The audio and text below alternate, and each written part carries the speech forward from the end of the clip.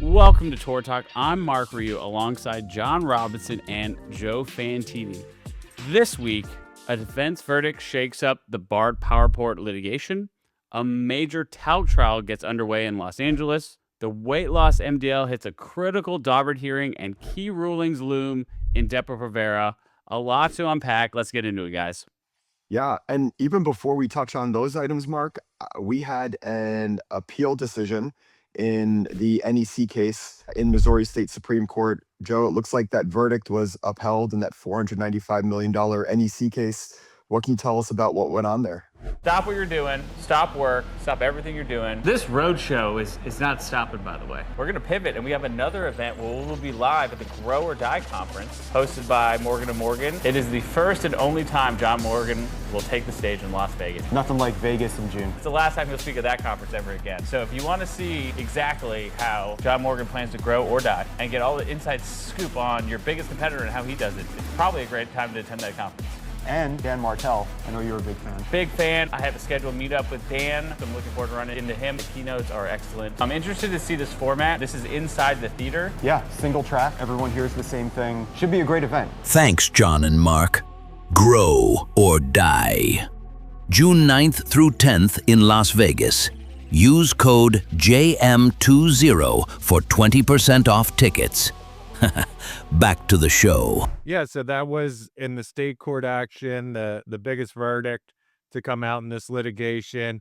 Basically, the court on appeal found that the defendants knew that their product could have caused these injuries, and they failed to warn the mother and even her providers about it. And because of that, they upheld the verdict.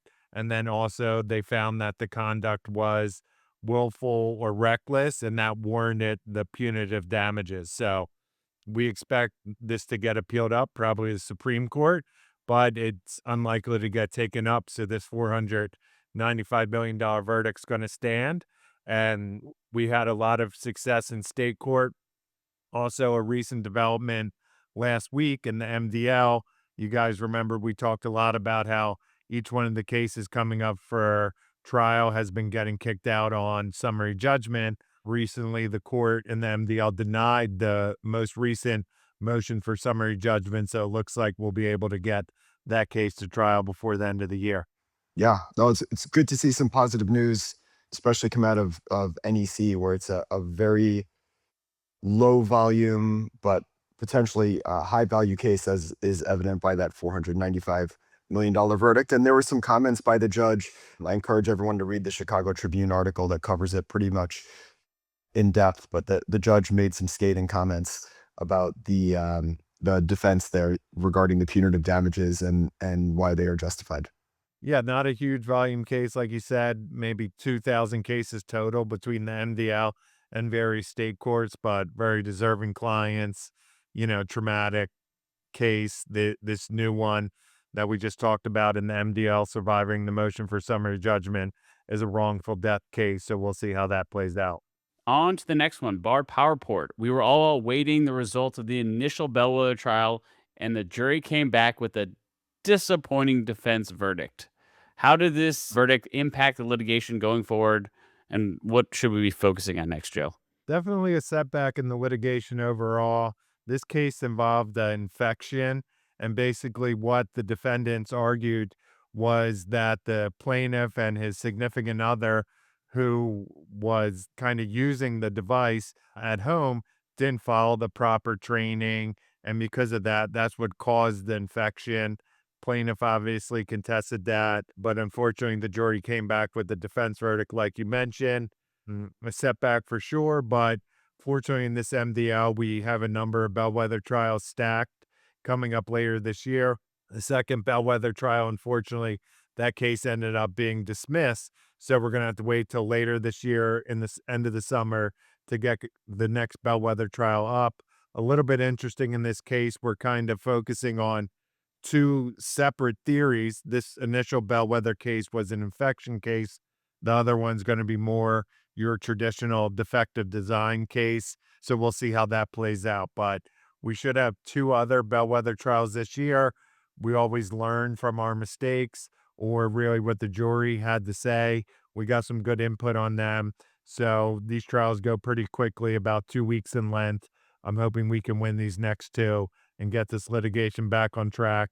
A little over 3,500 cases pending, so not a huge MDL. I don't think it's going to explode, but if we can get some positive rulings, hopefully we can get some more numbers on there and pressure Bard, which is always a difficult defendant to deal with.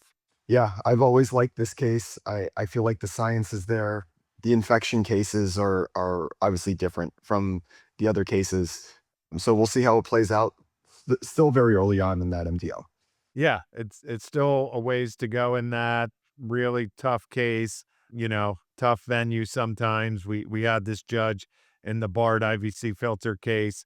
They had some success there, so it's really going to be a battle, but all's not lost. I think we can turn it around in this next Bellwether one. Should have that result before the end of the summer.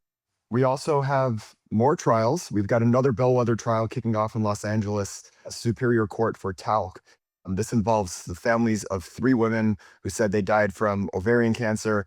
What are some of the issues everyone should be watching for as this case begins?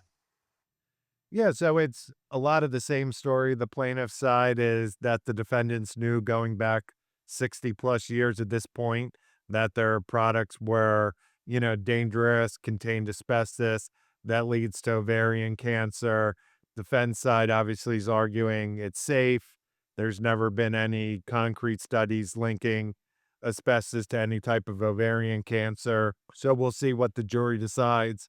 If you guys remember in the last case, that was a plaintiff win. It was only a $250,000 verdict out of Philadelphia. But at the end of 2025, we had a verdict in the same court, a $40 million verdict. So it hasn't really been reported much, but the plaintiffs really are on a roll in this litigation. We got some good momentum going. A lot of trials are stacked. So this case, it involves 3 different plaintiffs, like you mentioned, John. Interesting enough, we have Beasley Allen in this case. If you remember, they've been excluded from New Jersey State Court and the MDL, but they're representing one of the plaintiffs. So we got some really strong attorneys. We got a pretty favorable venue. We're all looking a pretty big number. Expect to hear more about this towards the end of the month, beginning of next month. But this is another win for plaintiffs. Hopefully we can keep building on the momentum that we finally have in this litigation after about 15 years. Moving on to a litigation that is a lot younger than the talc litigation, weight loss. Well, not as interesting as the trial. The second most important part of any mass tort is upon us with the Daubert hearing for the weight loss MDL. What should we expect? Yeah, really exciting time in this litigation.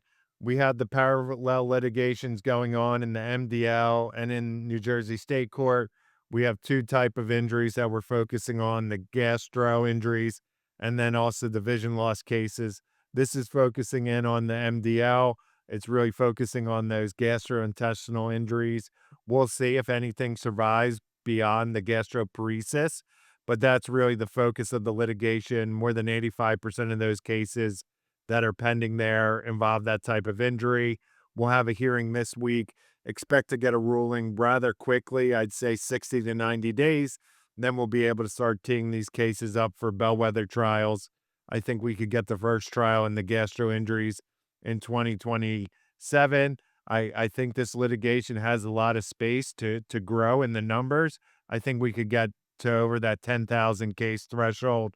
Some firms may be waiting on the sidelines a little bit till we get this all-important Daubert ruling, and that's really going to build the momentum and shape this litigation going forward. Anything in particular that you're concerned about during the Daubert hearing? The concern's going to be those secondary injuries, right? Is hospitalization going to stay in? Is the bowel obstruction injuries going to stay in? Which ones really can survive? We had a limiting ruling earlier from this judge we talked about last year, where the judge was requiring the gastric emptying studies to prove the gastroparesis. We were a little bit surprised by that. So I don't think we're going to get everything we want just based upon the judge's prior rulings, but we'll definitely get enough. We feel really confident our experts are going to be able to come in, but just how much are the injuries going to be limited? A lot is happening in the Depo-Provera litigation. What are some of the key rulings that could shape the litigation that we're currently waiting on? Yeah, we have a big case management conference this week. We've already seen the parties filed their competing Daubert motions. So the motions to exclude the experts from plaintiff side, and then also for the defense side. We're going to have briefing throughout this month. And then towards the end of June is when we're going to have the Daubert hearing there. Interesting enough, we still have pending the preemption motion. We all would have thought that would have been ruled upon by this point. I think maybe the judge is just going to discuss it with the parties briefly at the hearing, and then we should have the ruling on the preemption before the end of the month. We feel real confident on that. And then, like I said, we'll get the Daubert briefing wrapped up before the end of the month. And towards the end of June, we'll have that. Right now, the December 7th initial Bellwether trial is holding. We'll report back to everybody to see if there's going to be any sort of settlement discussions before that initial trial. But right now that date's holding, and that's what we're really focusing on. A lot of movement going on. I'm interested in to see how this affects our next power rankings. We've got another social media trial coming up too in about a month. A lot going on. Yeah, that trial, and then also we're still waiting to see what's going to come out of New Mexico with that second phase of the trial with the AG there. Could be a huge number. So a lot. That's the nuisance trial, right? Yep. So a lot going on in the world of mass torts. Always exciting times when we get some of these trials going. I expect there'll be a little bit of a rush here. Summertime sometimes can be a little bit slow, but hopefully some of these trial dates hold, and then we'll see, what's going on. But pretty good developments here, pretty positive things, a lot of litigations going on. So we'll keep everybody updated week to week here in Tort Talk. All right, that's a wrap for this week. Another exciting week with Joe Fantini, the Oracle, or the Great. Also, other names available for nicknames. Comment down below if you think Joe's nickname should be. Those are the two leading with John Robinson. I think next week we might do Tort Talk. I mean, the power rankings. Let's see. I vote we do it because the week after that I'm on vacation, so I want to get it in before I leave because I want to know what is number one after the last power rankings. But that is all. Thank you for all listening in. Don't forget to like and subscribe. Thank you for tuning in.